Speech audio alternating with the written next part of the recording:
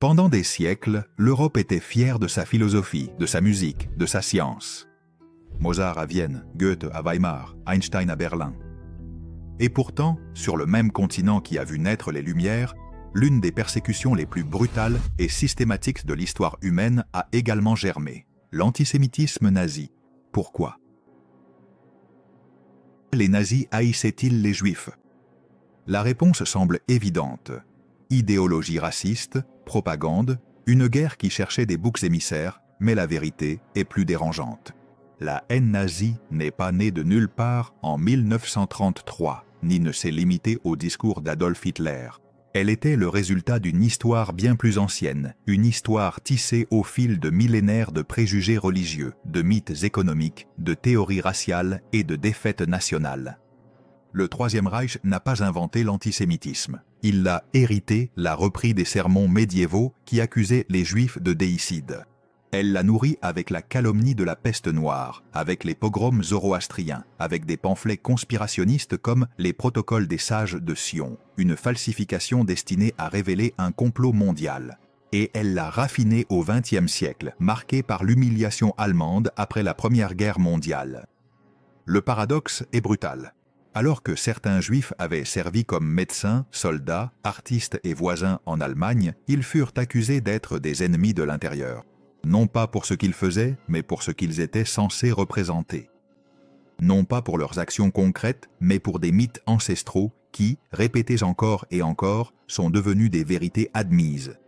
Ce documentaire ne cherche pas à répondre par des clichés faciles, mais à reconstituer pas à pas comment une haine aussi dévastatrice a pu naître.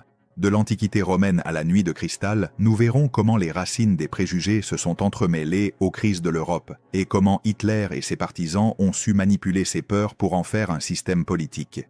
Au cours de ce voyage, il y aura des panoramas d'empires et de guerres, mais aussi des vignettes humaines. Un médecin qui a soigné la mère de Hitler, un garçon allemand qui a fêté son anniversaire avec une croix gammée sur son gâteau, une lettre écrite depuis un ghetto avant sa destruction. Car l'histoire de l'antisémitisme nazi ne peut pas se comprendre uniquement en chiffres. Elle a besoin de voix, de visage, de silence. La haine des nazis envers les Juifs était un fleuve de feu qui a traversé les siècles, recueillant chaque préjugé, chaque mythe, chaque défaite. Mais où ce chaos a-t-il vraiment commencé? Dans la Bible? À Rome? Au Moyen Âge? La réponse nous ramène 2000 ans en arrière, lorsqu'un empire marqué par les aigles et les légions décida d'écraser une petite ville de Judée. En l'an 70 après JC, les légions de Titus marchèrent sur Jérusalem. La ville brûla pendant des jours. Le second temple, cœur de la foi juive, fut détruit. Des milliers de prisonniers furent emmenés à Rome, et les pièces qui circulaient dans l'empire proclamaient la victoire. Iudaea capta, la Judée conquise. Pour les Romains, c'était un triomphe militaire. Pour les Juifs, c'était le début d'une diaspora qui allait durer des siècles. Et pour l'histoire européenne, cela signifiait quelque chose d'encore plus grand, le début d'une tension qui, avec le temps, se transformerait en haine religieuse et sociale. Les Juifs étaient différents dans le monde romain. Ils n'adoraient pas les dieux d'Apollon, ils refusaient de vénérer l'empereur. Ils suivaient des lois diététiques et rituelles. Aux yeux des Romains, ils étaient asociaux. Les auteurs chrétiens de l'époque les décrivaient comme un peuple qui haïssait la race humaine. Cette phrase exagérée et fausse serait répétée des siècles plus tard comme un écho venimeux. Lorsque les chrétiens commencèrent à se répandre, cette différence prit une nouvelle dimension. Les Juifs avaient été exécutés par les autorités romaines, mais certains prédicateurs chrétiens commencèrent à accuser les Juifs de sa mort. L'accusation de déicide, d'avoir tué Dieu, devint l'une des graines les plus durables de l'antisémitisme européen. Des décennies plus tard, avec l'édit de Milan en 313 et la conversion de l'Empire, la croix remplaça l'aigle comme symbole de pouvoir, et le petit peuple juif devint un bouc émissaire religieux. Si des chrétiens mouraient, c'était à cause des Juifs. Des sermons étaient prononcés dans les cathédrales. L'injustice était à l'œuvre, une vignette illustre le contraste. À Rome, l'arc de Titus met encore en avant les soldats portant la menorah sacrée du temple. Une scène figée dans la pierre, devenue symbole de défaite. Pour les Juifs de la diaspora, cette image rappelait non seulement la perte de Jérusalem, mais aussi la marginalisation qui commençait à se consolider au cœur de l'Europe. Mais l'histoire ne s'est pas arrêtée là. Le Moyen Âge allait prendre ses graines et les transformer en persécutions systématiques. Avec la chute de Rome et l'avènement des chrétiens en Europe, la place des Juifs devint encore plus précaire. Les chrétiens avaient hérité du monde romain la vision des Juifs comme un peuple étrange. Mais désormais, cette différence prenait un caractère théologique. Ils n'étaient plus simplement différents, ils étaient le peuple qui avait rejeté les chrétiens. Le stigmate du déicide, faux dans son fondement, s'est gravé dans les sermons, les diatribes et les processions. Depuis le vieux siècle, les conciles de l'Église ont instauré des restrictions. Les Juifs ne pouvaient pas occuper de fonctions publiques, ni construire de nouvelles synagogues, ni épouser des chrétiens. La théologie d'Augustin d'Hippone parlait des Juifs comme de témoins nécessaires. Leur survie prouverait la vérité des chrétiens, mais toujours dans l'humiliation. Ils ne devaient pas être exterminés, mais marginalisés. Le contraste était cruel. Dans des villes comme Tolède, Mayence ou Prague, les communautés juives contribuaient au commerce, à la médecine et à la traduction de l'arabe en latin, transmettant ainsi à l'Europe des œuvres d'Aristote et de la science islamique. Cependant, cette utilité ne les a pas libérés des préjugés. La prospérité de certains prêteurs juifs devint une raison de haine, surtout parce que les chrétiens avaient l'interdiction de percevoir des intérêts par la loi ecclésiastique, tandis que les juifs pouvaient exercer cette activité. C'est ainsi que naquit le mythe du juif usurier, une caricature simpliste qui oubliait les paysans pauvres, les artisans ou les médecins juifs qui vivaient dans les mêmes quartiers misérables que leurs voisins. Le XIe siècle apporta une nouvelle vague de violence, les croisades. Lorsque les armées chrétiennes marchèrent vers Jérusalem, certains décidèrent de commencer la purification chez eux. En 1096, les communautés juives de la vallée du Rhin furent massacrées lors de pogroms brutaux. Les chroniques médiévales racontent comment des peuples entiers furent détruits à Mayence, Worms et Spire. Non pas pour des raisons militaires, mais par haine religieuse. Peu de temps après, un autre mythe venimeux allait surgir, le mythe du crime rituel. À partir du XIIe siècle, une rumeur circulait selon laquelle les Juifs enlevaient des enfants chrétiens pour les utiliser dans des rituels. Aucune preuve réelle ne soutenait cette accusation, mais les rumeurs suffisaient à déclencher des lynchages. À Norwich, en 1144, un enfant mort fut présenté comme un martyr et les Juifs locaux furent faussement accusés. Des décennies plus tard, des cas similaires se répétèrent à Trente, à Saragosse, dans de nombreux autres coins de l'Europe. À chaque fois, le mensonge servait d'excuse pour confisquer des biens et justifier la violence. Au XIVe siècle, la peste noire dévasta le continent. Des millions de morts, des villages entiers détruits. Dans un contexte de désespoir, la peur cherchait des coupables. Les Juifs furent accusés d'empoisonner les puits. Une accusation absurde, puisqu'eux aussi mourèrent de la peste, mais suffisamment puissante pour provoquer des massacres à Strasbourg, Cologne ou Bâle. Les chroniques de l'époque décrivent comment des communautés entières furent brûlées vives. Une double tragédie. La peste qu'ils ne comprenaient pas et la haine qu'ils ont subie. Tout n'était pas obscurité. Sur la péninsule ibérique, au Moyen Âge, il y eut des périodes de coexistence relative, la fameuse cohabitation entre musulmans, chrétiens et juifs.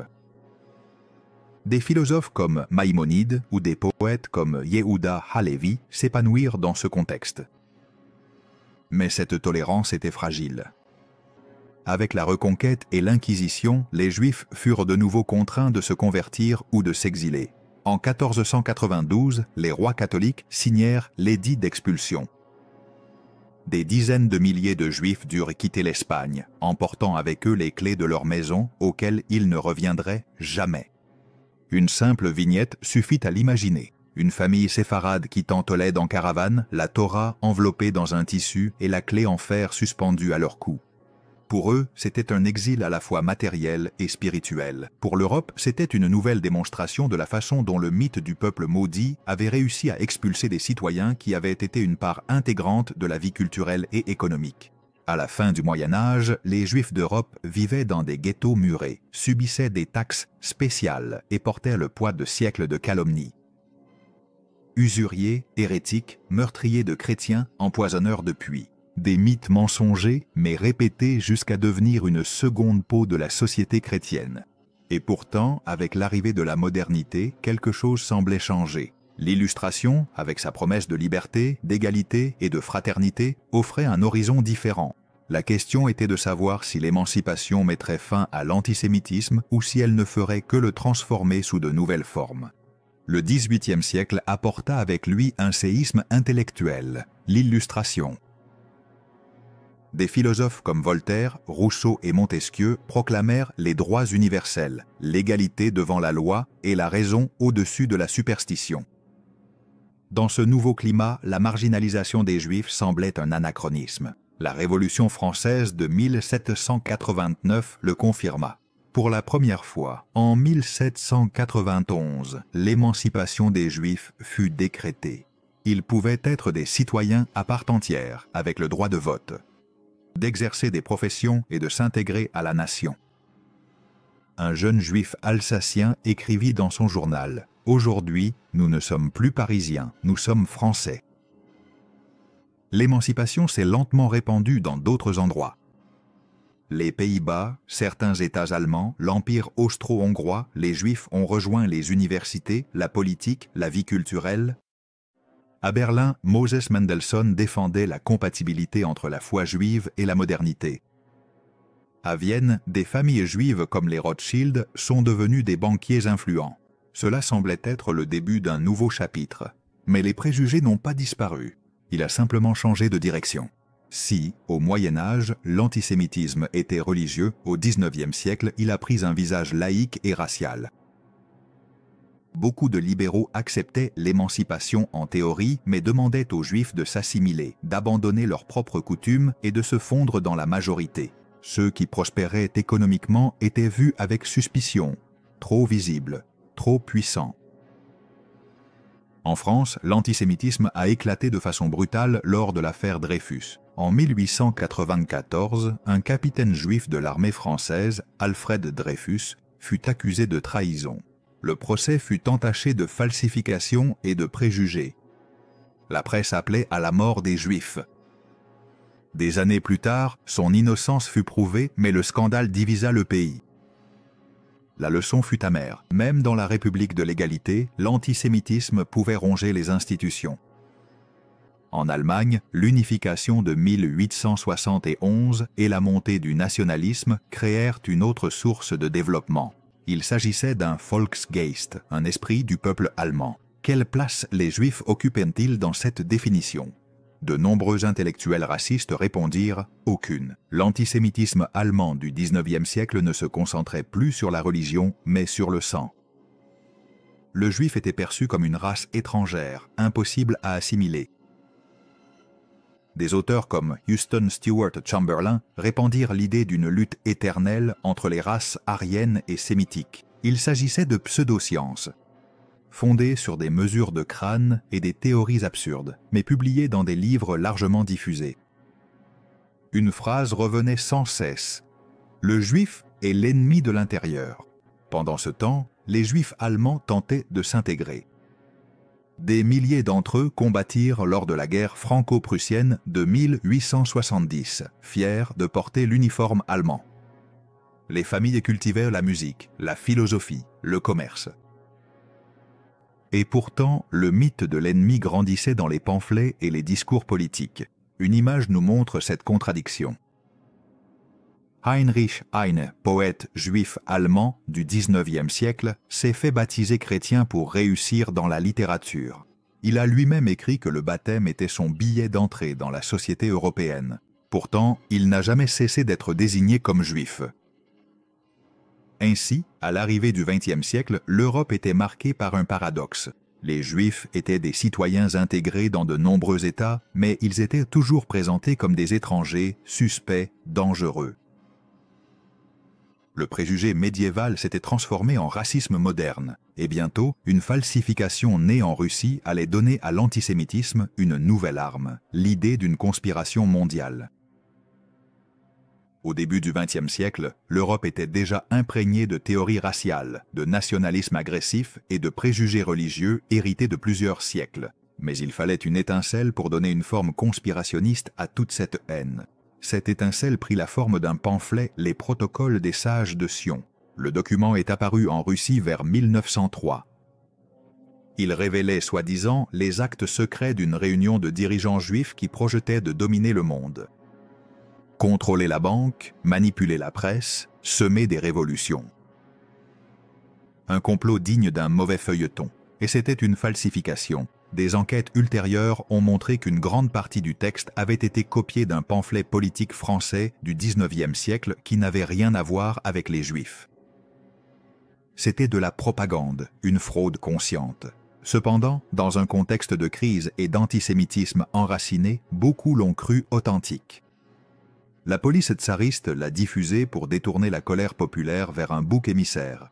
Après la révolution de 1905 et la montée des mouvements révolutionnaires, auxquels certains juifs ont effectivement participé, comme tout autre groupe social, le mythe du complot juif est devenu une arme politique. Lorsque la révolution de 1917 éclata et que les bolcheviks prirent le pouvoir, la propagande antisémite y vit la preuve que les juifs menaient un complot mondial. En réalité, la plupart des Juifs de Russie étaient victimes de pogroms, de la faim et des guerres, et non les architectes de complots mondiaux. Mais la fiction était plus facile à croire que la vérité. Les protocoles ont franchi les frontières. Ils sont arrivés en Allemagne après la Première Guerre mondiale, traduits en allemand en 1919. Dans une société vaincue, humiliée par le traité de Versailles et frappée par l'inflation, le texte fut accueilli comme une révélation. Maintenant, nous savons pourquoi nous avons perdu, disait un certain. Les Juifs étaient derrière tout cela. C'était faux, mais cela semblait convaincant à ceux qui avaient besoin d'un coupable. Même en dehors de l'Europe, le pamphlet s'est répandu. Aux États-Unis, Henry Ford, le magnate de l'automobile, a financé sa publication dans son journal, The Dearborn Independent. Pendant des années, des millions d'exemplaires ont circulé sous le titre « Le Juif international ». L'écho fut mondial. Une vignette résume le danger. En 1920, un jeune Autrichien au chômage nommé Adolf Hitler lut les protocoles à Munich. Plus tard, dans Mein Kampf, il les cita comme preuve du prétendu plan juif. Pour lui, ce niveau constituait la confirmation de ses préjugés. Le mensonge fonctionnait parce qu'il rassemblait toutes les peurs de l'époque. La modernité, le capitalisme, le socialisme, le cosmopolitisme.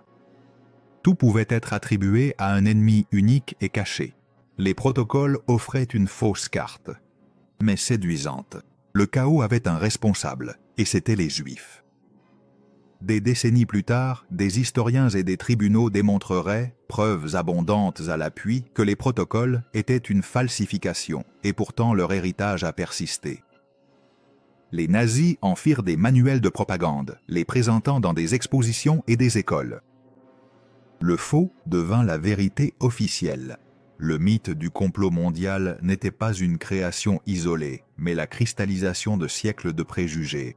Et dans l'Allemagne d'après-guerre, humiliée par la défaite de 1918, ce mythe trouva un terrain fertile, car la guerre perdue avait laissé de profondes cicatrices. Et parmi ces cicatrices, les nationalistes inventèrent une nouvelle blessure, l'idée que la défaite avait été l'œuvre de traîtres de l'intérieur. En août 1914, des millions d'Allemands faisaient la fête dans les rues. La Première Guerre mondiale commençait et on pensait qu'elle serait brève, glorieuse. Dans cet enthousiasme national, des dizaines de milliers de Juifs allemands furent enrôlés. Ils voulaient démontrer leur patriotisme, défendre le Reich, partager le destin de leurs compatriotes. Pendant 4 ans, ils combattirent à Verdun. À la Somme, sur le front de l'Est, plus de 100 000 Juifs servirent dans l'armée allemande. Environ 12 000 sont morts au combat. Parmi eux, il y avait des rabbins qui officiaient dans les tranchées et des médecins qui soignaient les soldats, quelle que soit leur foi.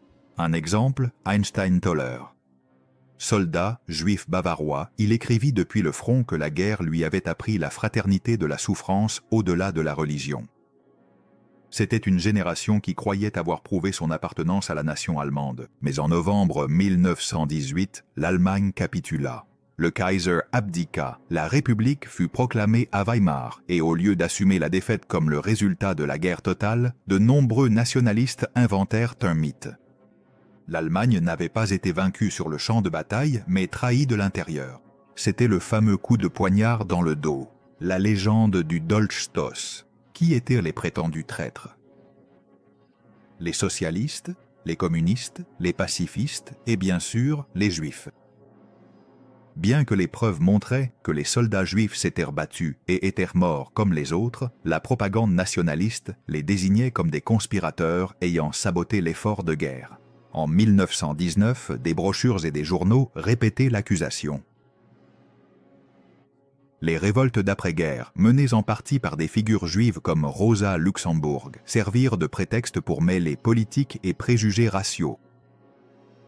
Le communisme et le judaïsme étaient présentés comme des synonymes. Le mythe du judéo-bolchevisme.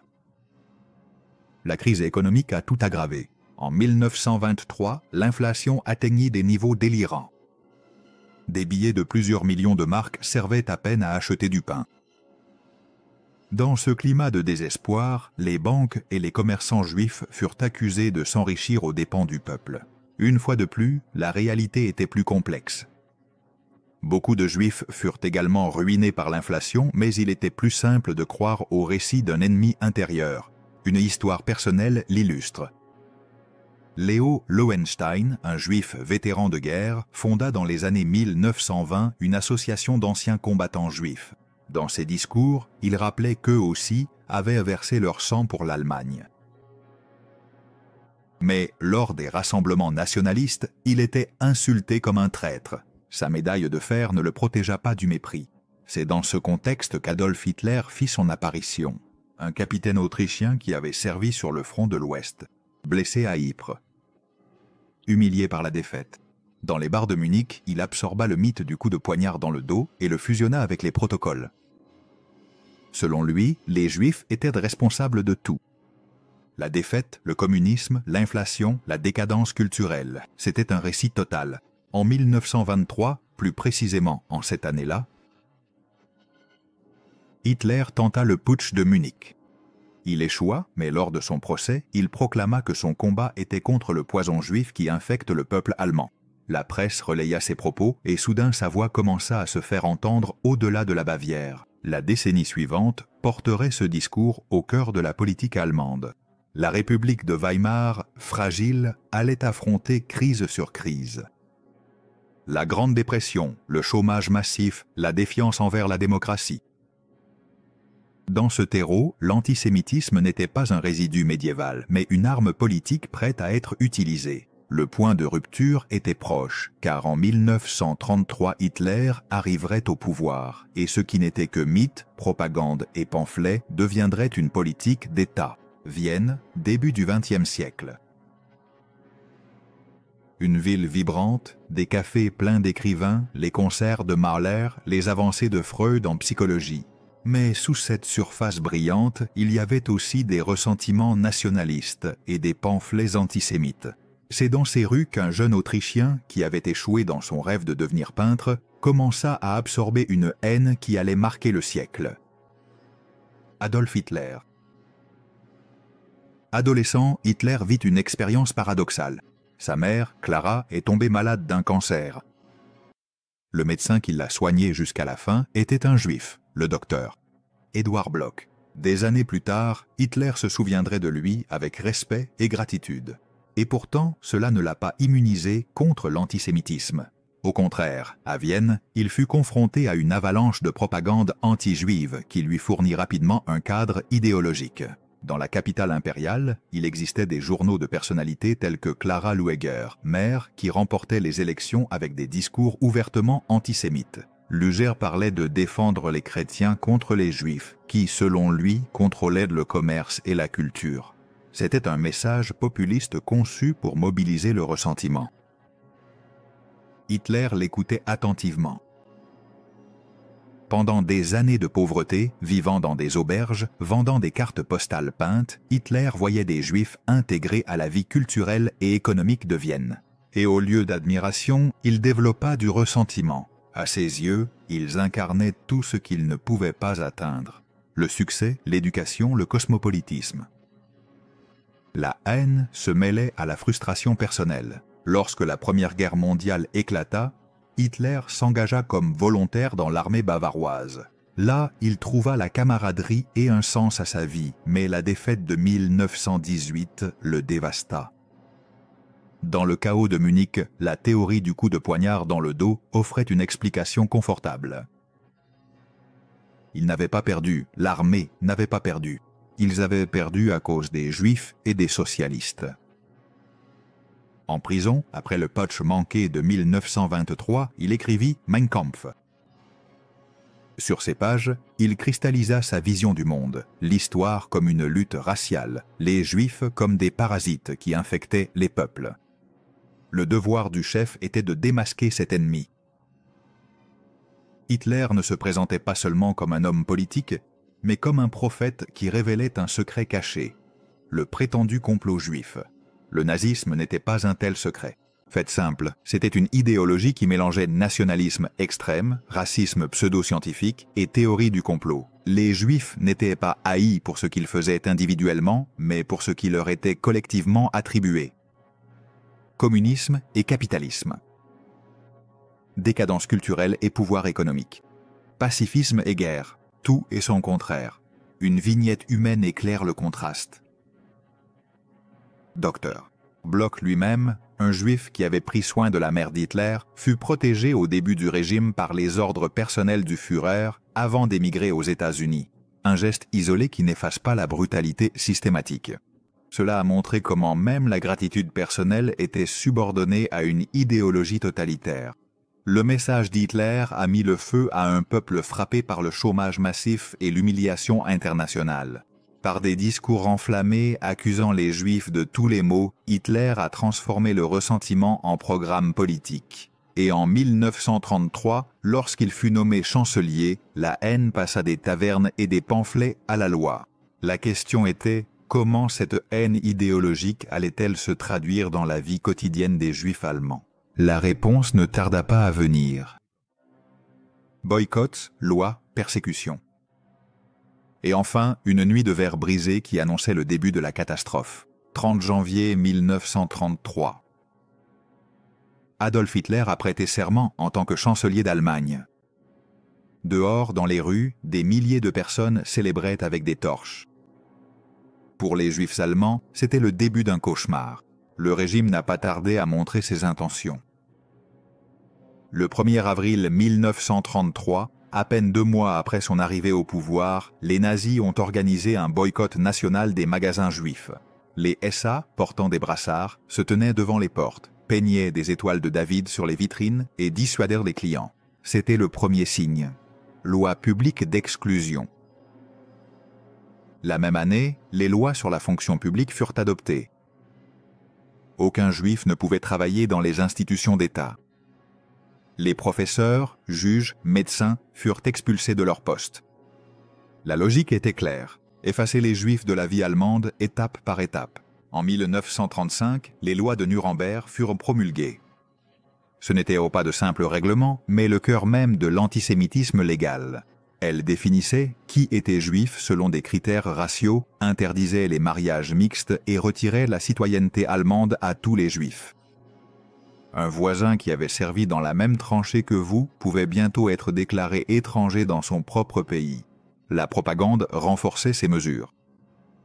Goebbels inonda les rues d'affiches et de films présentant les Juifs comme des parasites, des caricatures grotesques qui déshumanisaient. À l'école, les enfants apprenaient dans les manuels scolaires que le Juif était la menace cachée. Une génération a grandi entourée de ce poison. Une simple vignette suffit. Dans une classe d'école primaire, une affiche accrochée au mur montrait des visages au grand nez déformé avec la légende « Le Juif est le malheur de notre peuple ». Imaginez avoir 8 ans et apprendre que votre camarade de classe, votre voisin, était officiellement le malheur. Certains ont essayé de résister avec dignité. Le violoniste juif Fritz Kreisler a quitté l'Allemagne. D'autres, comme le physicien Albert Einstein, ont émigré. Mais des centaines de milliers sont restés, s'accrochant à l'idée que tout finirait par passer, que l'Allemagne, leur patrie, ne les abandonnerait pas. Le point de rupture est survenu en novembre 1938, après l'assassinat d'un diplomate allemand à Paris par un jeune juif polonais désespéré, que la machine de propagande a présenté comme un prétexte. Dans la nuit du 9 au 10 novembre, des hordes nazies ont détruit des synagogues, incendié des magasins et brisé des vitrines. Ce fut la nuit de cristal, la nuit des vitres brisées. Plus de 250 synagogues furent détruites. Des milliers de commerces furent pillés, environ 30 000 juifs arrêtés et envoyés dans des camps de concentration. Dans les rues, les vitres brisées brillaient comme des témoins silencieux que la violence avait franchi un seuil. Ce n'était plus une exclusion légale, c'était une persécution physique. Une femme juive de Berlin a écrit dans son journal « L'odeur de la fumée ne disparaît pas ». C'est comme si notre ville brûlait en nous. Cette phrase résume la terreur. Se sentir prisonnier dans sa propre maison, tandis que ses voisins regardent ou participent. Après la nuit de cristal, la communauté internationale protesta timidement, mais n'agit pas. Les nazis interprétèrent ce silence comme un feu vert. Ce qui avait commencé par des boycotts et des lois discriminatoires allait bientôt s'aggraver en quelque chose de bien pire, la planification méticuleuse d'un génocide. Après la nuit de cristal, en 1938, les Juifs allemands avaient perdu leur synagogue, leur commerce et leur sécurité. Mais ils ne pouvaient toujours pas imaginer l'ampleur de ce qui allait arriver. La Seconde Guerre mondiale, déclenchée en 1939 avec l'invasion de la Pologne, allait ouvrir la porte à la phase la plus sinistre de l'antisémitisme nazi, la solution finale. Au début, la persécution se concentra sur les expulsions et les ghettos. À Varsovie, à Lodz, à Cracovie, les nazis forcèrent des centaines de milliers de juifs à vivre dans des quartiers fermés par des murs et des barbelés. Là, la faim et les maladies devinrent des armes invisibles. On estime que dans le ghetto de Varsovie, sur près d'un demi-million d'habitants, plus de 81 000 personnes sont mortes d'inanition avant même le début des déportations. Parallèlement, l'invasion de l'Union soviétique en 1941 a marqué une nouvelle étape. Les Einsatzgruppen, des escadrons mobiles de la SS, suivaient l'armée allemande et exécutèrent des communautés juives entières dans les forêts et les ravins. À Babi Yar, près de Kiev, plus de 33 000 juifs furent assassinés en seulement 2 jours. La cruauté n'était pas improvisée, elle faisait partie d'un plan. Le point d'inflexion arriva en janvier 1942. Dans une élégante villa au bord d'un lac à Berlin, un groupe de hauts responsables nazis se réunit. C'était la conférence de Wannsee. Là, sous la direction de Reinhard Heydrich, le programme de la solution finale à la question juive fut présenté. La déportation massive et l'extermination systématique de tous les juifs d'Europe. Les mots bureaucratiques cachèrent la réalité. Génocide. Il s'agissait de relocalisation, de travail à l'Est, mais les chemins de fer menaient à l'extermination.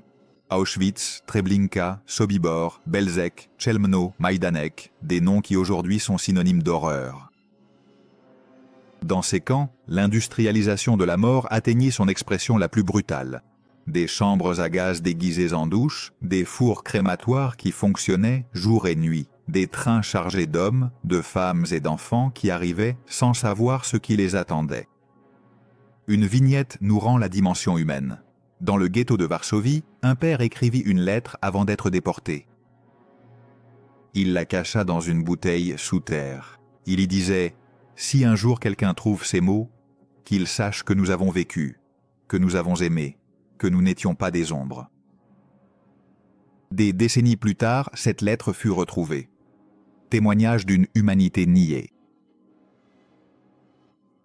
Les chiffres que nous allons examiner représentent la communauté juive européenne, une population autrefois florissante. Des pays entiers furent malheureusement et tragiquement presque entièrement vidés de leur population juive, une perte incommensurable. En Pologne, sur une population juive initiale de 3,3 millions d'individus, seuls environ 100 000 ont miraculeusement survécu à cette période sombre. En Lituanie, sur une communauté de 220 000 personnes, un nombre encore plus effroyable de moins de 10 000 ont pu survivre à ces atrocités. Ces statistiques glaçantes témoignent de l'ampleur de la destruction. Le génocide n'était pas une folie collective, mais un processus organisé, avec des trains ponctuels, des bureaux de statistiques, des rapports d'avancement. La déshumanisation, qui avait commencé avec les sermons médiévaux, les effusions de sang et les pamphlets conspirationnistes, culmina désormais dans les crématoires. Le monde, en découvrant les camps en 1945, fut horrifié, mais pour les victimes, l'horreur était quotidienne depuis des années. Des files interminables, des numéros tatoués sur la peau, des familles séparées en quelques minutes. La solution finale ne cherchait pas seulement à tuer, mais à effacer la mémoire, à réduire des peuples entiers au silence. Pourtant, même dans ce silence, il y eut de la résistance. En 1943, dans le ghetto de Varsovie, des Juifs désarmés se sont soulevés contre la Wehrmacht. Ils savaient qu'ils ne pouvaient pas gagner, mais ils voulaient mourir en combattant. L'un des chefs, Mordechai Anielewicz, écrivit avant de tomber « Le rêve de ma vie s'est réalisé, voir la résistance juive dans le ghetto dans toute sa grandeur et sa gloire. » La solution finale a marqué le point culminant de la haine nazie. Une haine qui n'est pas née de nulle part, mais de siècles de mythes, de préjugés et de fausses théories accumulées. Et lorsque la guerre prit fin, avec l'Allemagne vaincue et Hitler mort, l'humanité fut confrontée à une question inévitable. Comment cela avait-il été possible? Pendant des siècles, les Juifs avaient été présentés comme coupables de tout. Déicides au Moyen-Âge, usuriers dans l'économie, conspirateurs en politique, traîtres en temps de guerre. Chaque mythe était faux. Mais ensemble, ils ont construit un mur de haine que les nazis ont su transformer en arme mortelle. Les nazis n'ont pas inventé l'antisémitisme. Ils l'ont hérité. Non pas pour ses armes, mais pour ses mythes. Il a repris les préjugés médiévaux et les a habillés de pseudo-sciences raciales. Il a pris des falsifications comme les protocoles et les a présentées comme des vérités. Il a transformé des défaites militaires en conspirations. Et sur cette base, il a construit une politique d'exclusion, de violence et d'extermination. Le paradoxe ne cesse de s'aggraver. Dans le pays de Goethe et Beethoven, de Kant et d'Einstein, on a érigé des chambres à gaz. La culture et la barbarie ont coexisté, montrant que le progrès intellectuel n'immunise pas contre la haine. Mais il existe un autre paradoxe. La tentative d'effacer un peuple est devenue la raison de s'en souvenir plus intensément. Les témoignages, lettres, journaux intimes, photographies, les voix que les nazis voulaient en faire taire, résonnent encore. Aujourd'hui, nous savons que la meilleure défense contre l'antisémitisme, c'est la mémoire. Nommer les victimes, déconstruire les mythes, dénoncer le faux. Dire clairement, les protocoles étaient une falsification. Le coup de poignard dans le dos était de la propagande. Le mythe du peuple maudit était une calomnie médiévale. Se souvenir, c'est aussi reconnaître l'humanité que les nazis voulaient nier. Se souvenir des enfants qui apprenaient de la musique dans les ghettos. Des soldats juifs qui ont combattu pour l'Allemagne aux familles séfarades qui ont gardé les clés de leur maison après avoir été expulsés. Car derrière chaque chiffre, il y a un visage. La leçon est claire. La haine ne naît pas de nulle part. Elle se nourrit de mythes, de préjugés répétés, de crises manipulées. Et lorsque ces mythes ne sont pas remis en question, ils peuvent devenir une tragédie. C'est pourquoi l'histoire de l'antisémitisme nazi n'est pas seulement un chapitre clos. C'est un miroir qui nous rappelle la fragilité de la civilisation, la facilité avec laquelle le mensonge peut se déguiser en vérité. L'histoire ne s'arrête pas ici. La mémoire est l'antidote au mythe, et la raconter encore et encore est notre façon de faire en sorte que la haine qui a mené à la solution finale ne se reproduise jamais. Si cette histoire vous a inspiré, interpellé, ou vous a permis de voir la Seconde Guerre mondiale sous un autre angle, ce serait un honneur pour nous que vous rejoigniez notre communauté grandissante. S'abonner n'est pas qu'un simple clic. C'est une façon de soutenir des histoires plus puissantes, des voix oubliées, et davantage de vérité du passé. Alors, si vous pensez que ces histoires comptent, cliquez sur le bouton d'abonnement et continuons à construire ce voyage ensemble. Et n'oubliez pas de laisser un commentaire. Nous les lisons tous et nous aimons connaître vos avis. À la prochaine. Continuez à explorer l'histoire avec Épiquoire. Continuez à poser des questions. Continuez à chercher la vérité.